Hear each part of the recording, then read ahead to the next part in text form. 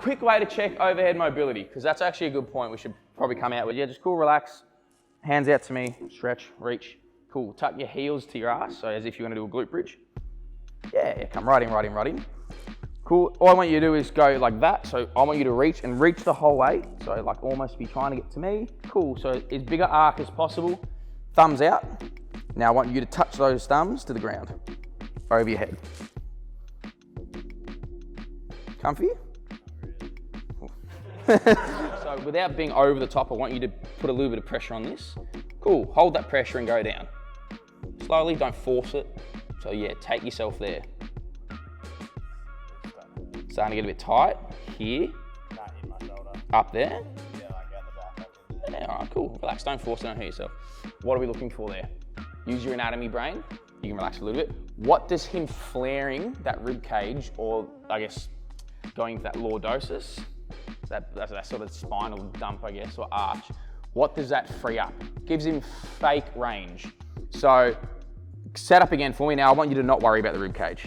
So just hands up for me and go overhead. Now just you let this go as it needs to. You just get to the ground, comfortably of course, don't hurt yourself, but just get your thumbs there. This can go, cool, easy as.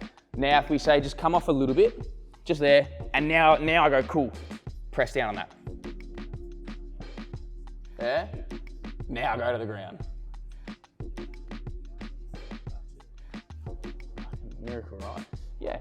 Easiest way is that as a general entry level, I guess, threshold or rule is if they can't keep that relatively pressed, within reason, all right? If they then can't go to the ground, they're probably not ready to go overhead with weight.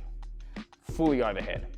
Now it might be a case of just extending the warm up, a little bit of mobility work, and he might go, man, cracker. If we let him put his legs out, he'll get a little bit of free tilt, which means that the one big muscle that runs from literally top of his hips and his lower back right up to here is shorter. So and this is a generalized comment, but 9 times out of 10, someone can't go bang.